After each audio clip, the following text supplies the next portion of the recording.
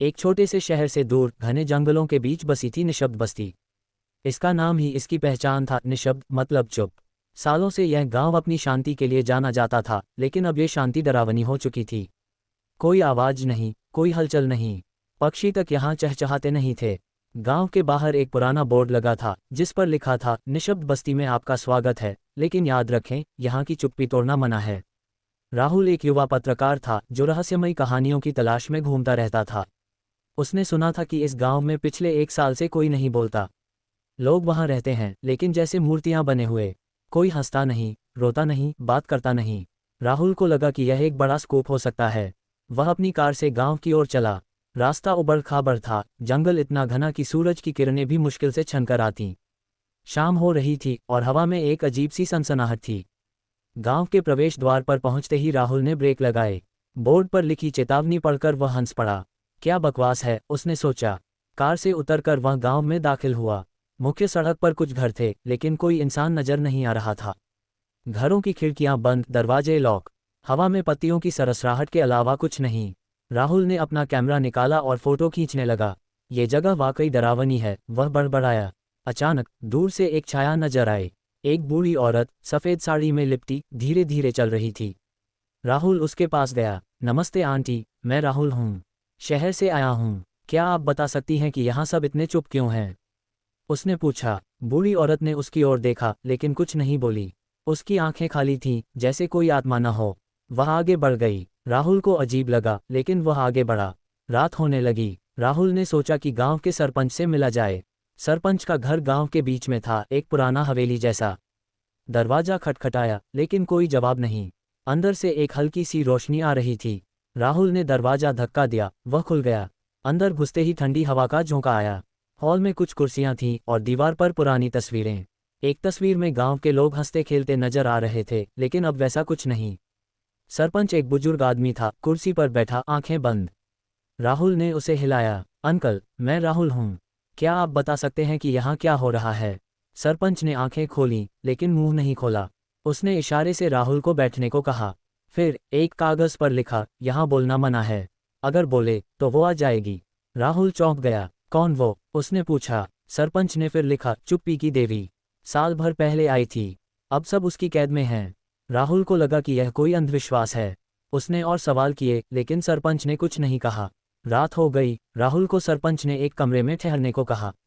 कमरा अंधेरा था, सिर्फ एक मोमबत्ती जल रही थी। राहुल बिस्तर पर लेटा, लेकिन नींद नहीं आ रही थी। बाहर से कोई आवाज नहीं।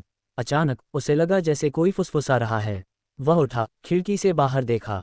गांव की सड़क पर छायाएं घूम रही थीं, लोग, लेकिन बिना आवाज के।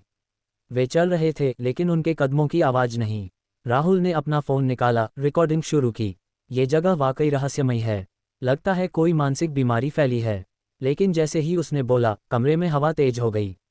मोमबत्ती बुझ गई। अंधेरे में एक छाया दिखी, एक औरत की, लंबे बाल, सफ़ेद कपड़े। वह राहुल की ओर बढ़ रही थी। राहुल चिल्लाया, लेकिन उसकी आवाज़ गायब हो गई। वह बोल नहीं पा रहा था। छाया करीब आए और उसकी आंखें लाल थीं। चुप रहो, एक फुसफुसाहट सुनाई दी। राहुल भागा, लेकिन दरवाजा बंद हो गया। राहुल की आंख खुली तो वह सरपंच के घर के बाहर सड़क पर पड़ा था। सुबह हो चुकी थी, लेकिन सूरज की रोशनी भी फीकी लग रही थी। उसने अपना मुंह खोला, लेकिन कोई आवाज नहीं निकली। वह अब बोल नहीं पा रहा था।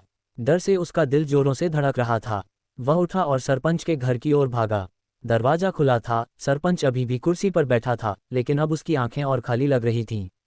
राहुल ने कागज पर लिखा, मुझे क्या हुआ? मैं बोल क्यों नहीं पा रहा? सरपंच ने उदास नजरों से देखा और लिखा, तुमने चुप्पी तोड़ी, अब तुम भी कैद हो। राहुल को विश्वास नहीं हो रहा था। वह गांव में घूमने लगा, लोगों से मिलने की कोशिश की। एक युवा लड़की मिली जो घर के बाहर झाड़ू लगा रही थी। राहुल ने इशारे से पूछा। लड़की ने डरते हुए एक डायरी दी। उसमें लिखा था, 1 साल पहले गांव में एक त्योहार था। सब हंस बोल रहे थे। तभी जंगल से एक औरत आई। वह कहती थी कि वह चुप्पी की देवी है। गांव वालों ने उसका मजाक उड़ाया। अगली रात सबकी आवाज चली गई। जो बोलता वो गायब हो जाता। अब हम सब चुप हैं। राहुल ने डायरी पढ़ी और सोचा कि यह कोई प्राकृतिक घटना हो सकती है, शायद कोई विषैली गैस या बीमारी। लेकिन रात की घटना याद करके वह काम गया। वह जंगल की ओर गया, जहां से देवी आई थी। जंगल घना था, पेड़ों की डालियां आपस में उलझी हुईं। राहुल ने एक पुराना मंदिर देखा, टूटा फूटा। अंदर एक मूर्ति थी, एक औरत की, मुंह पर उंगली रखे जैसे चुप रहने का इशारा। मूर्ति के नीचे शिलालेख था, जो बोलेगा वो मरेगा। राहुल ने कैमरा निकाला और तस्वीरें लीं। अचानक हवा में फुसफुसाहट शुरू हो गई। चुप चुप। वह भागा, लेकिन जंगल में रास्ता भूल गया। घंटों भटकता रहा। शाम हो गई और वह वापस गांव पहुंचा। अब गांव और ज्यादा खाली लग रहा था। सरपंच गायब था। राहुल ने अपना फोन देखा, लेकिन सिग्नल नहीं। वह अकेला महसूस कर रहा था। रात में वह एक घर में छुप गया, लेकिन नींद में सपना आया, देवी उसके सामने खड़ी थी। तुम क्यों आए? अब तुम्हारी बारी है। सुबह राहुल ने फैसला किया कि वह गांव से भागेगा, लेकिन कार शुरू नहीं हुई। इंजन में कोई खराबी। वह पैदल जाने लगा, लेकिन गांव के बाहर एक अदृश्य दीवार जैसी लग रही थी।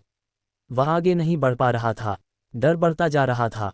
उसने एक बच्चे को देखा जो चुपचाप खेल रहा था।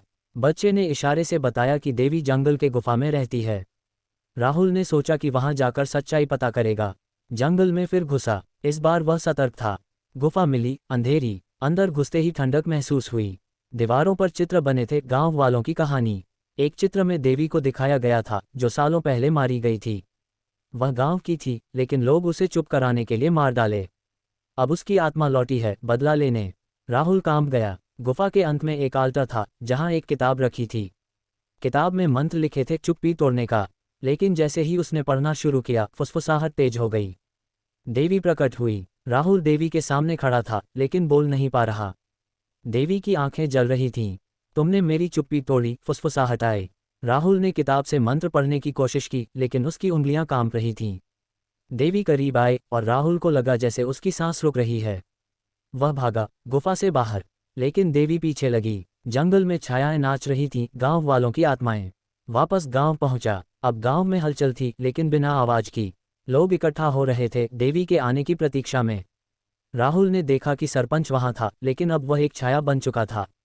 राहुल ने डायरी में लिखा, देवी कौन है? उसकी कहानी क्या है? एक बूढ़े ने जवाब लिखा, वह गांव की बहू थी। ससुराल वालों ने उसे इतना तंग किया कि वह चुप हो गई। एक दिन उन्होंने उसे मार डाला। अब वह बदला ले रही है। राहुल को लगा कि यह कोई मनोवैज्ञानिक घटना है, शायद सामूहिक हिस्टीरिया, लेकिन रात की घटनाएं वास्तविक लग रही थीं।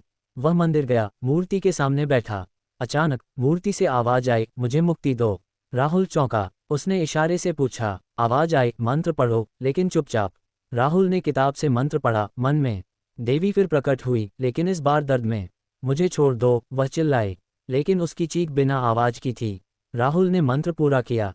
देवी गायब हो गई, लेकिन गांव अभी भी चुप था। राहुल की आवाज लौटी। वह बोला, क्या हुआ? लेकिन जैसे ही बोला, देवी फिर आई, इस बार और गुस्से में। राहुल समझ गया कि मंत्र अधूरा था। वह गुफा वापस गया। वहां और गहराई में एक गुप्त कमरा मिला। अंदर देवी की असली कहानी लिखी थी। वह निर्दोष थी, लेकिन गांव वालों ने उसे चुड़ैल कहकर मार डाला। अब उसकी आत्मा शांति चाहती है, लेकिन बदला भी। राहुल ने फैसला किया कि वह गांव वालों को इकट्ठा करेगा। इशारों से सबको बुलाया, एक सर्कल बनाया। सबने हाथ जोड़े और राहुल ने मंत्र पढ़ा। देवी आई, लेकिन इस बार रो रही थी। मुझे माफ करो, फुसफुसाहट आए।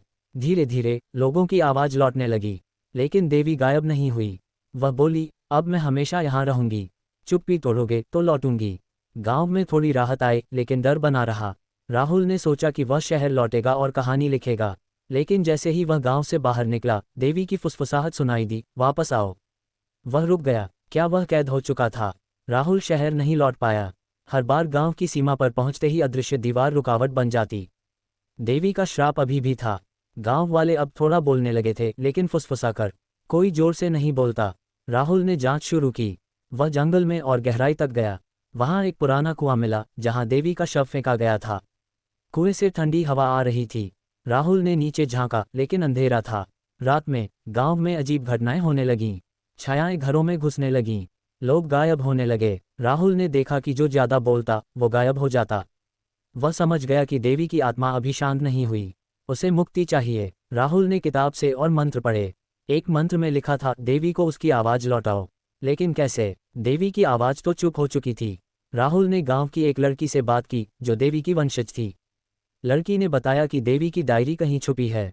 वे दोनों मिलकर ढूंढने लगे।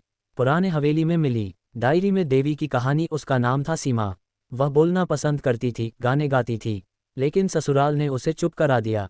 एक दिन झगड़े में मार डाला। अब उसकी आत्मा बोलना चाहती है। राहुल ने प्लान बनाया। पूर्णिमा की रात में गांव वाले इकट्ठा हुए। राहुल ने डायरी पढ़ी जोर से। देवी आई और इस बार उसने बोलना शुरू किया। मुझे सुनो, वह चिल्लाए। उसकी कहानी सबने सुनी। धीरे धीरे देवी की छाया फीकी पड़ने लगी, लेकिन अंत में वह बोली, अब मैं मुक्त हूँ, लेकिन गांव हमेशा याद रखे। सुबह हुई और राहुल की कार शुरू हो गई। वह गांव से निकला, लेकिन रास्ते में फुसफुसाहट सुनाई दी, धन्यवाद। राहुल शहर पहुंचा, लेकिन अब वह खुद चुप रहने लगा। डर था कि देवी लौट आएगी। शहर लौटकर राहुल ने कहानी लिखी, लेकिन प्रकाशित नहीं की। वह डर गया था। रातों में सपने आते, देवी की फुसफुसाहट। वह बोलना कम कर दिया। दोस्त पूछते, लेकिन वह चुप रहता। एक दिन वह वापस गांव गया। गांव अब सामान्य था, लोग बोल रहे थे, लेकिन सरपंच बोला, देवी गई नहीं, बस सो रही है। राहुल ने गुफा में जाकर देखा। वहां शांति थी, लेकिन जैसे ही वह बोला, फुसफुसाहट शुरू हो गई। वह समझ गया कि चुप्पी ही सुरक्षा है। वह गांव में रहने लगा, चुपचाप। निशब्द बस्ती अब उसकी जिंदगी थी।